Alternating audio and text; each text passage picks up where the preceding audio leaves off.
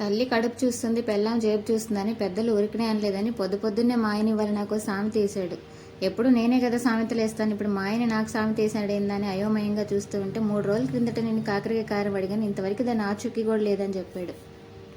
నువ్వు ఇన్ని రోజులు అడిగించుకున్నావు, అదే మా అమ్మ అయితే నేను అడిగిన 10 నిమిషాలకే చేసి పెట్టేదని చెప్పాడు. సరేలే ఇప్పుడు ప్రేమతో కాకపోయినా పంతానికైనా చేయాలని చెప్పి, సరేలే నువ్వు సాయంత్రం వచ్చేళ్ళకి కాకరకాయ కారం చేసి పెడతానని చెప్పాను. తీరా వెళ్ళి చూస్తే దాంట్లో కావాల్సినవి ఏమీ లేవు.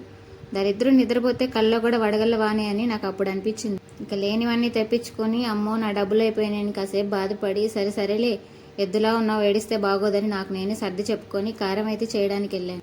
ఇంకేముంది, ఒప్పుకున్న పెళ్ళికి వాయించక తప్పుతుందా అన్నట్టుగా మా ఆయన వచ్చేసరికి కారం అయితే రెడీ చేసి పెట్టాను. సరేలే ఇన్నాళ్ళకైతే నేను చెప్పిన మాటిన్నా వెరీ గుడ్ అని అయితే నాకు 100కి 100 మార్కులు అయితే వేయలేదు, కానీ కారం అయితే బాగుందని చెప్పాడు. ఆ మాట విన్నాక నేను ఊరుకుంటానా, అత్తయ్య అయినా నీకు చేసి పెట్టడానికి మావయ్య గారు జేబే చూసుంటుంది కదా అని చెప్పి హాట్గా 2 డైలాగులు అయితే వదిలేసి వచ్చాను.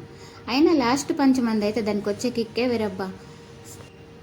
సర్లేండి, మా గోల్ ఎప్పుడు ఉండేదే, కానీ కోసంత వీడియో నచ్చితే సబ్స్క్రైబ్ చేసుకొని ఒక లైక్ చేసి వెళ్ళండి. సపోర్ట్ చేయడం మర్చిపోవద్దే.